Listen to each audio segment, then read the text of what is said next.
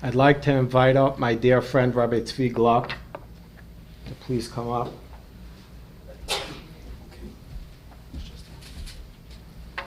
And to help me light this candle. We light this candle, L'Zecha Nishmas, all the precious souls, our brothers and sisters that we've lost to this insidious disease, cunning, baffling, and powerful.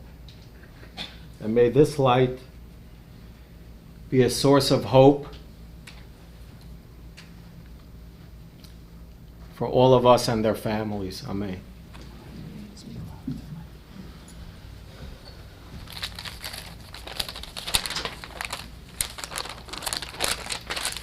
I'd like to begin by first and foremost thanking Hashem, She'achiyanu v'kiyimanu v'giyanu lazman hazeh, who has kept me alive, who sustains me, and who brought me to this season, to this day, to this gathering, to this moment. Because according to nature, this should not be the case.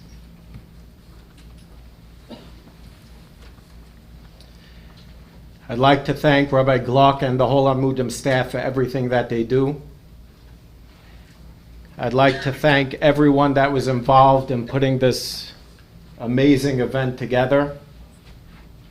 And Achron Chaviv. I would like to thank ETL and Leanne Foreman for being a force, the force, behind this evening.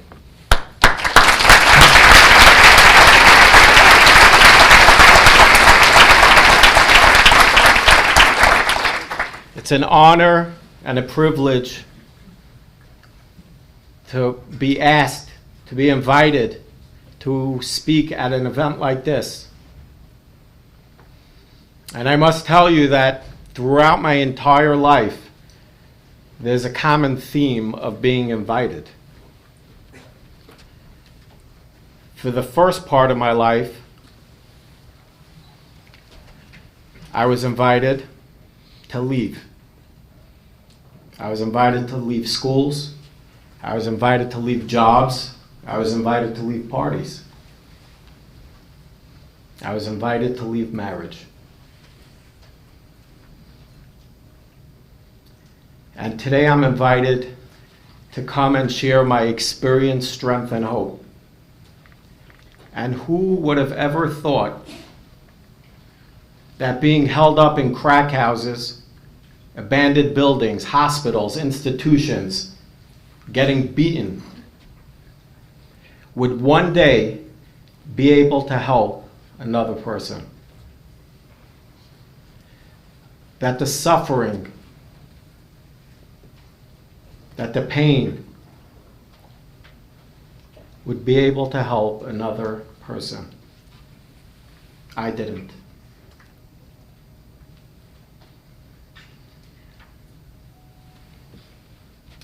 There's a story I once heard,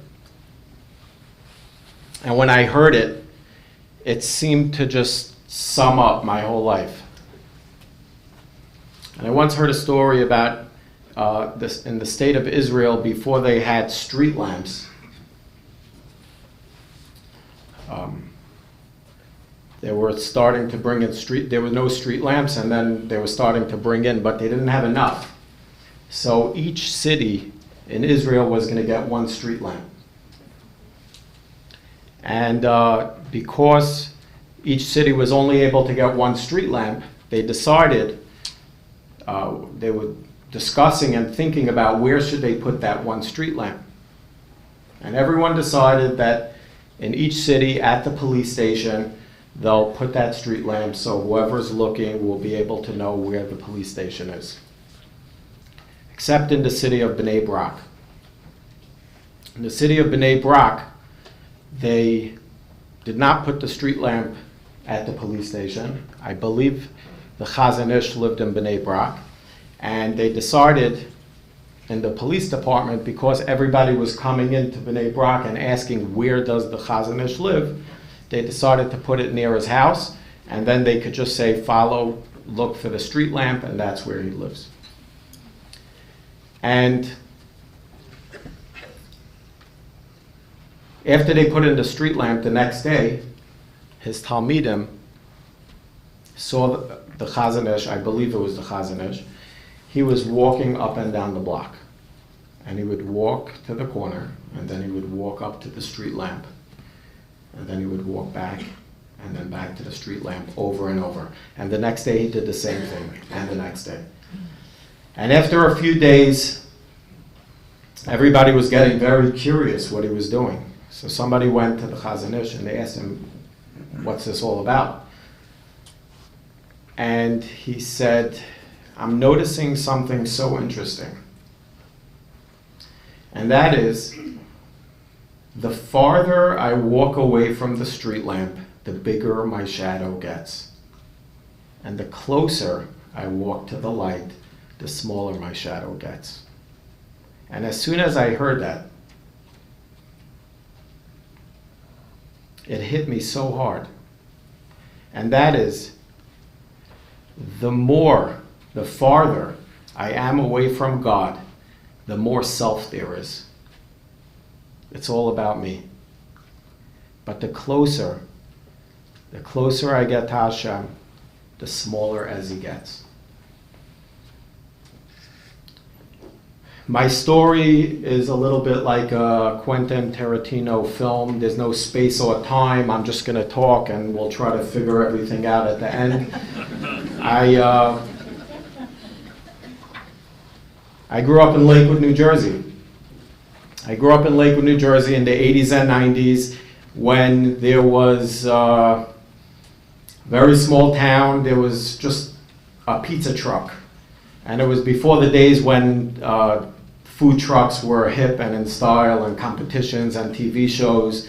There was no pizza shop. There was just a few weeks before Pesach, they would set up a pizza truck and everybody would line up, and it was very small. And I was a kid, very popular, had a lot of friends, played a lot of sports. I was somebody.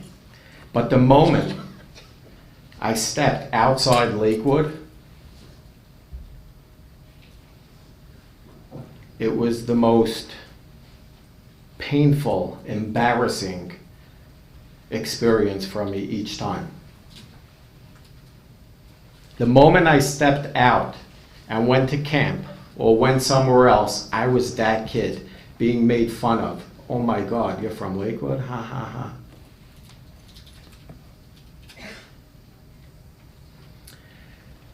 And for a long time I asked myself, how is it that you can have a whole family, they can eat the same food, have the same parents, go to the same schools, have the same bedtime, and each kid is different? Why is it that in my family, when we all had the same things, did I become a junkie?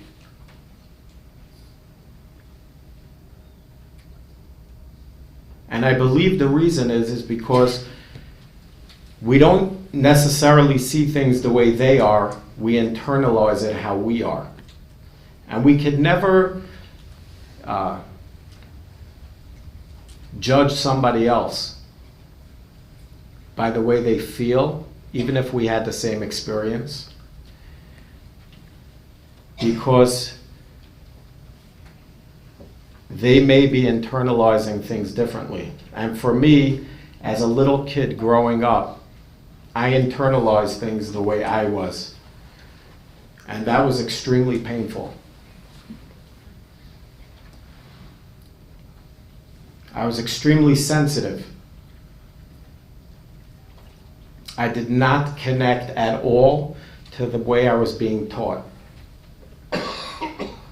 When I was going out on Shabbos to shul and our neighbors were sitting at the pool and washing their cars, and I remember as a little kid just thinking, I think I was adopted. I don't belong here.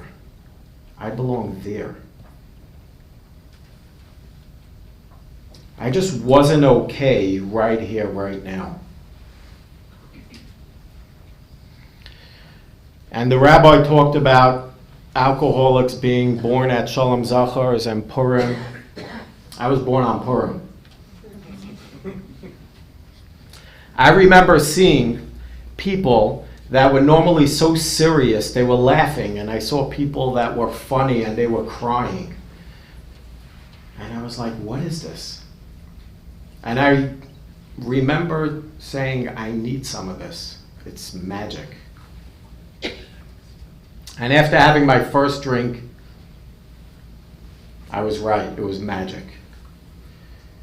It was this deep, profound spiritual experience. Because I was okay. I was okay. And I said, I'm going to feel like this for the rest of my life. This is the way God intended the world to be. And I'm going to make sure of it. And I did. As a young teenager, I remember taking liquor from the cabinet and going down to the basement and drinking a little bit. And I knew that when I slapped my face and it felt a little numb, I can go upstairs and continue on with my life.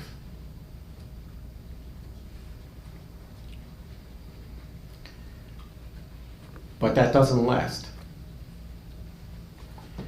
And I hear a lot in AA meetings, people sharing, and they say, I went to high school and I didn't know what to do, and I went to the Navy and my drinking took off. And I always say, with Jewish kids, it's always like, I went to high school, I didn't know what to do, I went to Israel, and my drinking took off.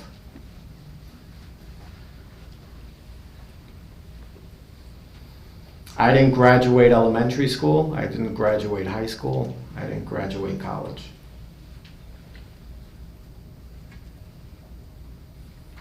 Because I couldn't. I was hurting, and I was too busy making sure to do whatever I needed to do to make myself feel okay.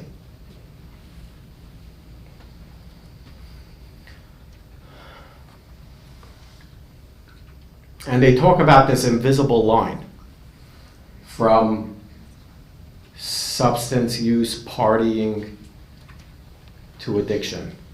And that line is invisible, and we don't know when we cross it. And I sometimes try to think about when that line might have been. And I sometimes try to think that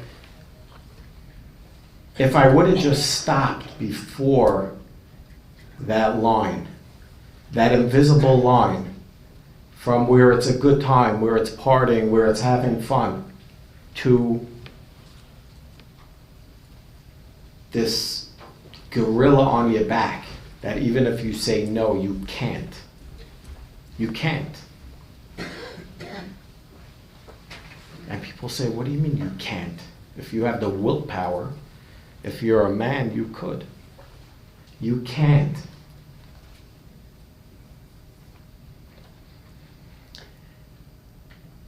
And then I stop.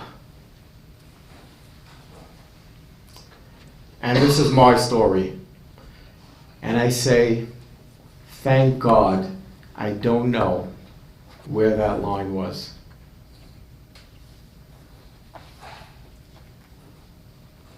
Thank you, God, for all the experiences I went through, because it brought me to where I am today. And I'm so grateful.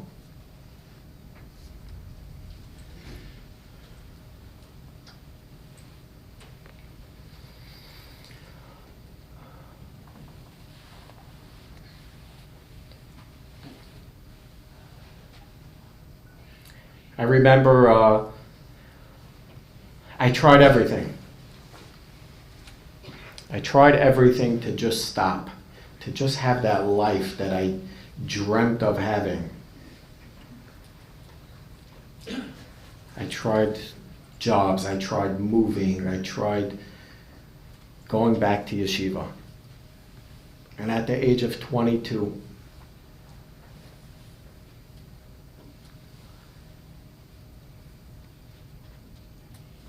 at the age of 18.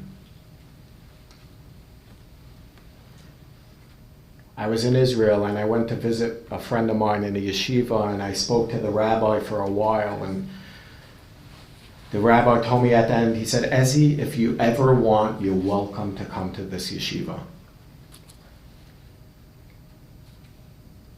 And at the time when I was meeting with him, I was rolling on ecstasy. I'll never forget it, and it was such a great conversation, and I said, "Yes, I'll be at your yeshiva and it's going to be amazing." At 22 years old, I was at a bottom, a bad one, suffering. And I remembered what this rabbi said, and I said, "You know what? If I go to yeshiva and I become religious, everything will get better." And I called him up. I said, "Rabbi, you remember a few years ago you told me if I come back, I can come to your yeshiva when?" He said, "Of course, you're welcome." And a couple of days later, I was on a flight, and I went to his yeshiva. And I got really, really frum, and I started learning. And I didn't drink, and I didn't use drugs, because I could not drink and I could not use drugs. But I can't stay not using drugs or drinking. I can do it for a little amount of time.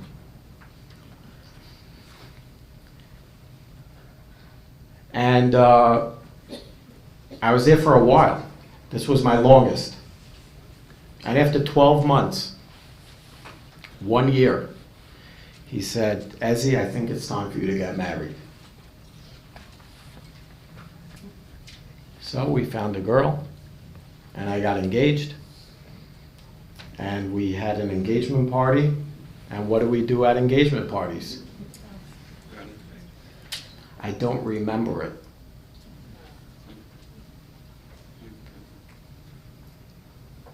Because I don't know how to do a little. I don't know how to do one. And it's not because I'm bad. It's because I'm hurting. And hurt people hurt people. I've hurt so many people in my life. I was like a tornado, just roaring through everything in my path and just ripping it out. They talk about selfish. I always say I was Jewish, but when it comes to selfish, there was no ish. It was self, complete. I wasn't a little.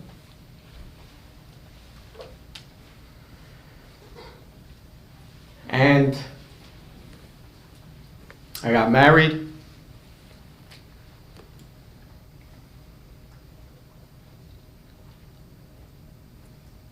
And I had responsibilities. And I had children. But I couldn't stop. And everything was about me, around me. A conversation for me meant me talking until you agree with me. That's what it was.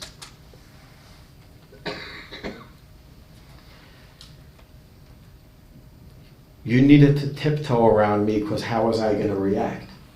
What was I going to do? I lied, I cheated, I manipulated, I stole. I always say I found your stuff before you lost it. And it's funny, but it's so sad.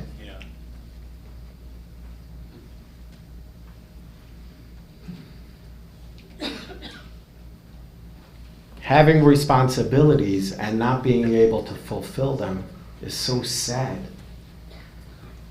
The harm I caused to little children. There was a time when we had no money. None.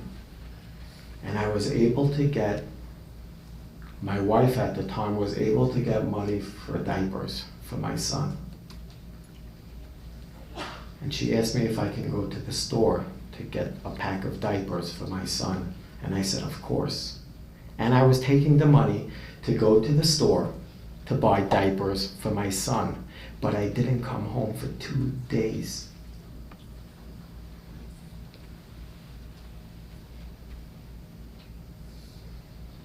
Because the urge, the physical craving, the beast that controls us, that controls me.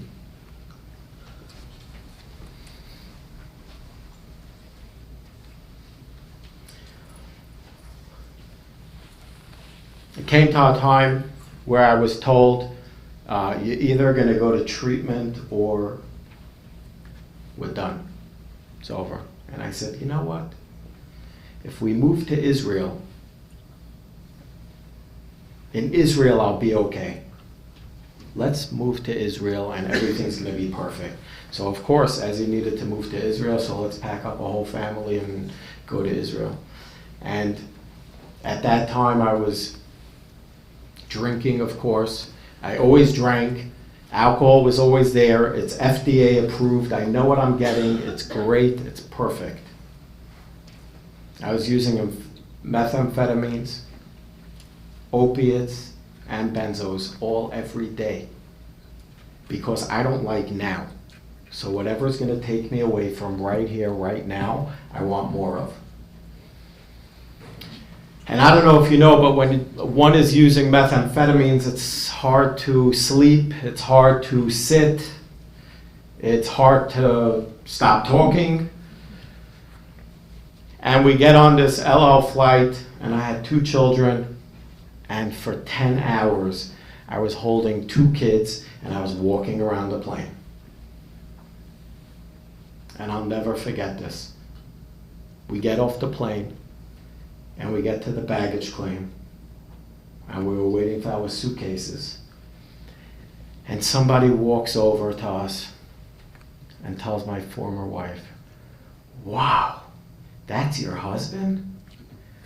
What an amazing husband you have. He held the kids the whole flight. And she said, if you only knew. But to me, that was perfect. Because the only thing that mattered was what you thought of me.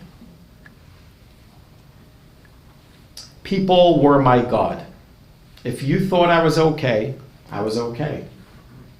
If you thought badly of me, I wasn't so okay. I used to judge other people by the way they looked and the way I felt. Maybe some other people do that too. And if people look okay and I'm feeling horrible inside, then it makes me feel even more horrible inside. But in reality, I don't know what somebody else is feeling or thinking. Nor does it matter to me. But that was my life. And we get to Israel and we spend a few weeks there. And of course I couldn't stop. And then the day came where she said, I'm out of here. I remember it was late in the morning, early afternoon, and the sun was I hated sunshine. It used to hurt my skin. The light. Nighttime was safe for me. It was quiet. And I left the house and I came back. I went out to drink. And I came back later in the evening, and when I came back, she was standing outside with 2 suitcases and 2 children. And a car had just pulled up and they were getting inside.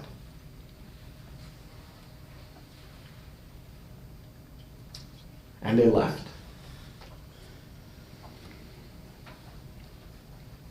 And I stayed because I had nowhere to go.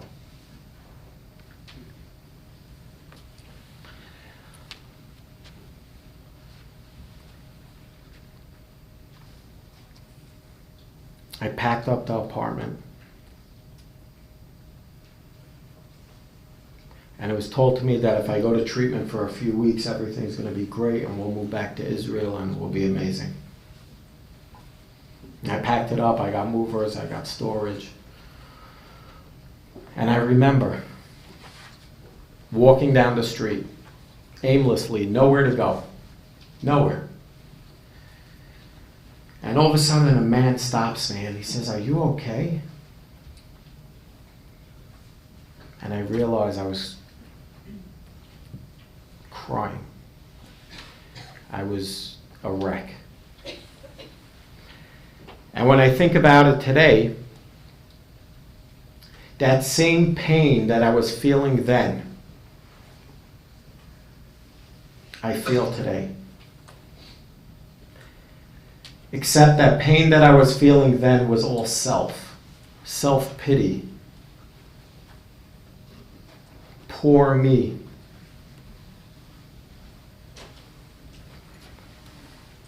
And today when I feel pain,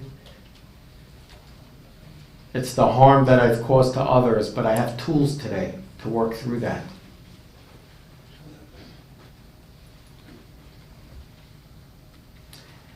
And I got on a plane, there were a few nice people that helped me out, and I flew 9,000 miles. And on December 9th, it was a Friday, I was supposed to check into treatment on Sunday, December 11th, and December 9th, Friday morning, I called the treatment center. I was thinking to myself, if I check in today instead of December 11th, I'll get out 2 days earlier, and then I can have a drink 2 days earlier. They're going to teach me how to drink normally. So I called up, and I said, "Hi, it's Ezzy. I'm supposed to be checking into your treatment center on Sunday. I want to ask you, can I check in today instead?" And the woman said, "Of course you can." And I had my last drink on the steps of the treatment center on December 9th, 2005.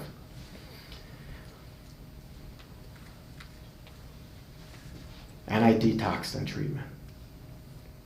I wanted to do it alone. I wanted to feel that pain. I didn't want to ever do this again. And the moment I felt a drop better, a drop. I wasn't even close to feeling better. I was just feeling a drop better. I said, "I got this. I'm done. I solved it all. I know." Because my whole life, I know what you needed to do. I know what they needed to do. I knew what everybody needed to do, even though I couldn't do it myself.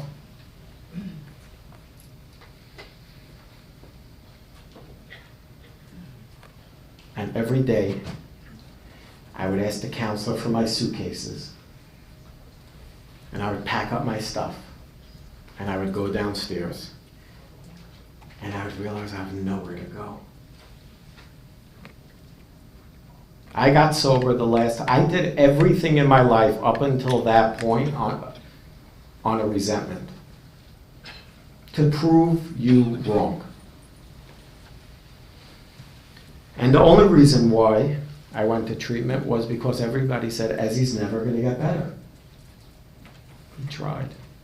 He can't. It's impossible for him. Leave him. Don't talk to him. And I said, "Really? I'll show you." Now that wasn't going to help me for long, but it helped me get there. And I didn't know, but at that beginning, on that day when I walked in, I was going to have the most profound spiritual experience. I was going to find out that everything in my entire life that I was searching for in that bottle, that bag, that pill, I was going to find in sobriety. I just didn't know where it was, because I always thought I knew. And once I was willing, just a little bit of willingness, to get honest and to listen to somebody else, slowly my life started to change. And we all have, hopefully, that light bulb moment. And I'll never forget mine. And there was 35 other people in the room, and if you ask them about that day and that conversation, they will not remember it. But to me, that changed my life. We could never judge or know through our words how somebody will change. And there was a group, and the person running the group said the most simple thing. I don't know. They said, there's going to come a time where each and every one of you are going to leave this treatment center. What are you going to do? Don't ask me. I don't know why. I've heard so many deep, spiritual, amazing things in my life that never did anything. But that one thing, there's going to come a time where each of you are going to leave here. What are you going to do? Was the beginning of my journey in recovery. Because I said, what am I going to do?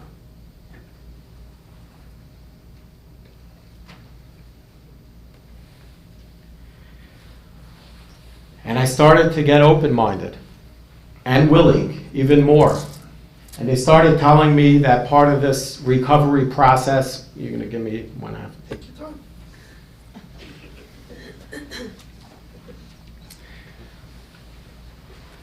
Is to get a sponsor.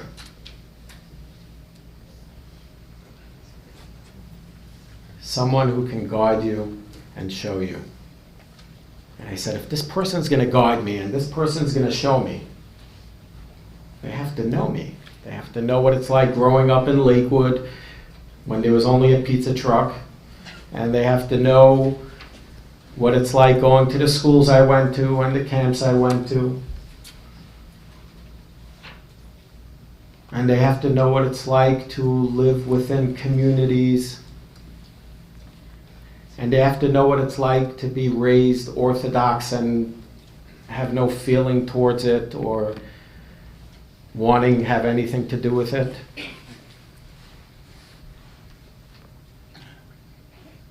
And I searched and I searched, and I couldn't find this person.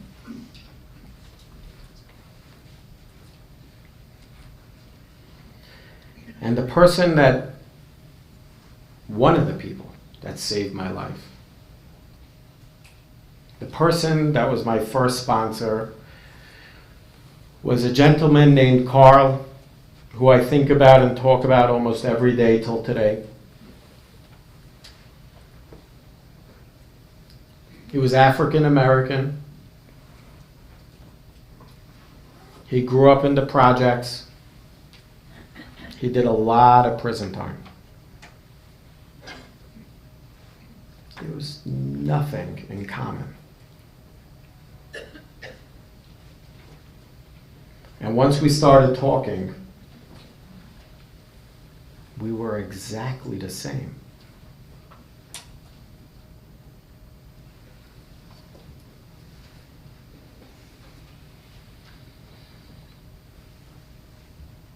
I also grew up in the projects, and I also did a lot of prison time.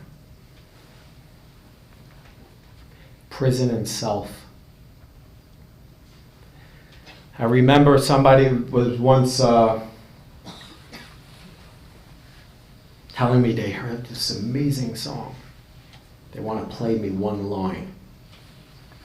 And it was a great line, they said. And we were listening to the song, and it gets to the line,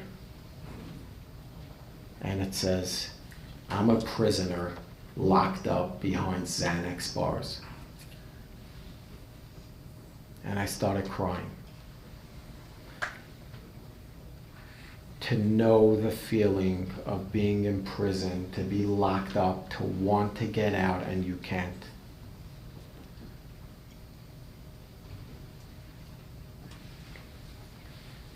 I have the most amazing life today.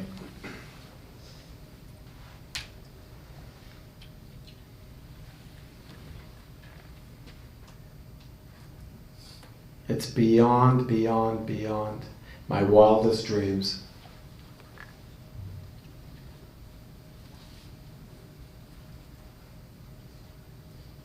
It's so big. And it was all because I learned how to live. It was all so simple. Carl taught me these simple things. I used to complicate everything. I used to complicate making my bed in the morning. I can't figure out anything on my own. I complicate it. But if I'm told to do something, I find that I can follow direction. And I remember sitting with Carl one day and he said, Esmo, do you know why God created feelings? And I was like, whoa. And I'm sitting and I'm thinking, what? This must be really deep.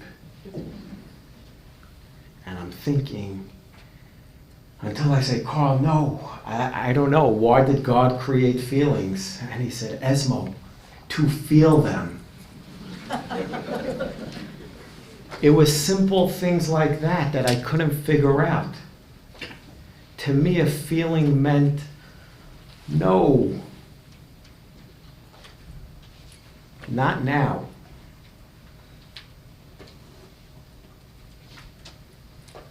He taught me that it's okay to be okay. Because people like me need to be like either way up or way down.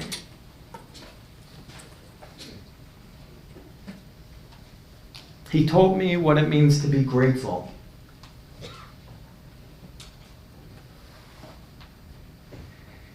He taught me what it means to recognize God at any point during the day. That if I'm at a red light, we were once standing at a red light together, and he said, do you feel God?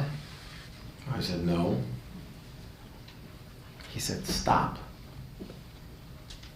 Do you feel your heart beating? And I said, yes. He said, so you feel God.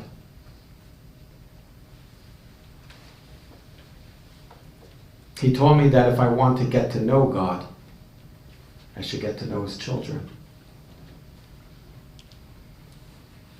He taught me that this world is God's house.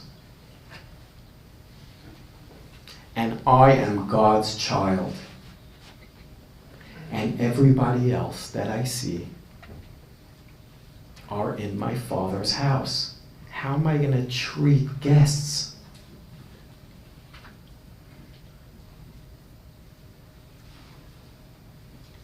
Why the judging? Why the fighting?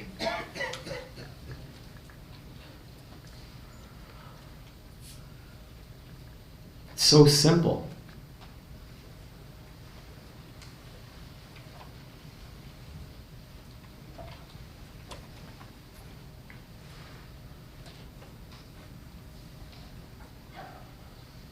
I had a very hard time getting sober because, as we heard, that part of the whole recovery process has to do with God.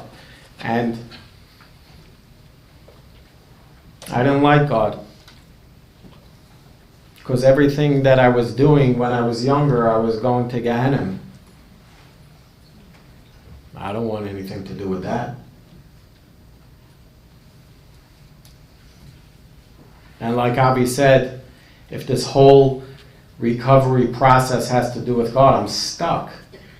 And I remember going through all these steps and trying to figure out a God of my own understanding and how I can implement it into my life. For some reason, every time I had this thought, I was always going back to Cheder.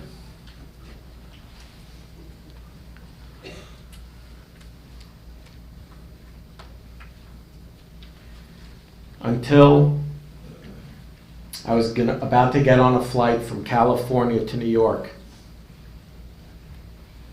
And before I left, I met with Carl, because that's what I always did.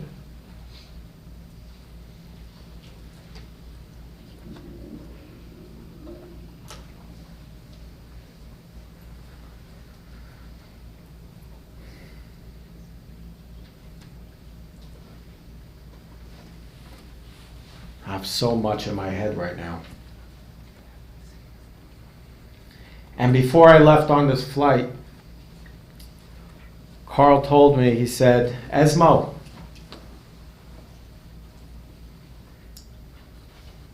as the plane is going down the runway and about to take off, just think to yourself over and over, either God is everything or else he is nothing. What is my choice to be? And I had a seat at the window, and the plane's going down the runway, and I'm thinking to myself, either God is everything or else he is nothing, either God is everything or else, and the plane slowly starts taking off the ground, and I'm like, wow. And I start looking out the window, and in a way I start playing God. I'm like looking down.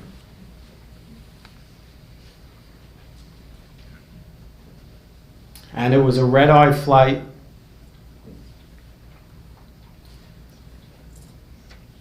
And I was newly sober, so I had my book with me wherever I went, and I was reading it and learning it and reading it again.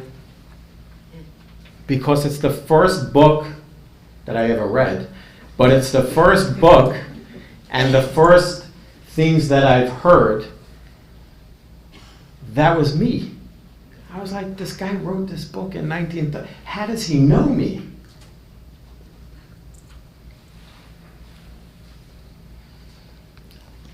And it was about 5 a.m. and we were getting close to JFK. And we were still on top of all the clouds.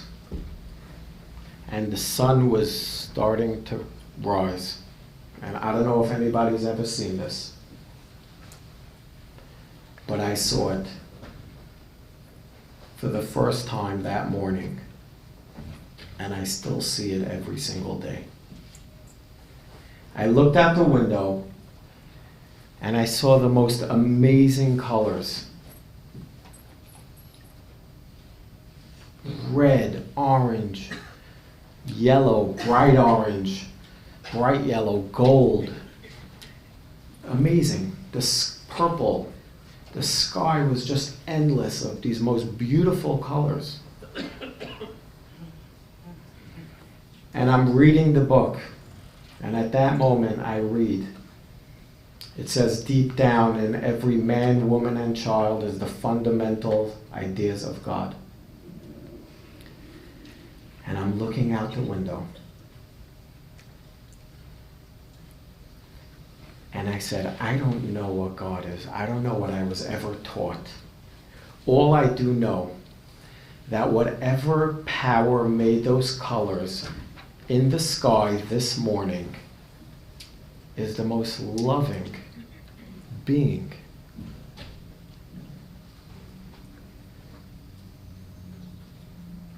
A being that just wants to hold me and say, you're okay. You're my child. I love you. You're not going to Gehenna. And I said, I don't know what that is, but all I do know is that whatever power made those colors that morning can help me today to not pick up a drink. Because I couldn't do it alone. I tried so many times. And I need to remind myself and to remember, and I do, I don't forget, every single day, what it means to suffer.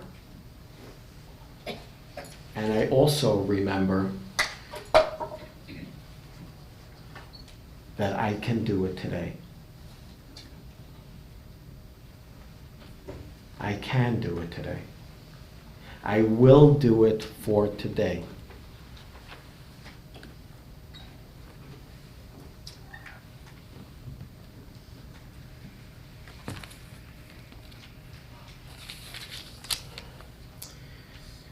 And acceptance is the answer to all my problems today.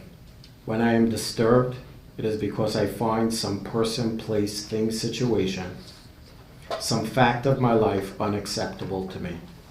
And I can find no serenity until I accept that person, place, thing, or situation as being exactly the way it's supposed to be at this moment.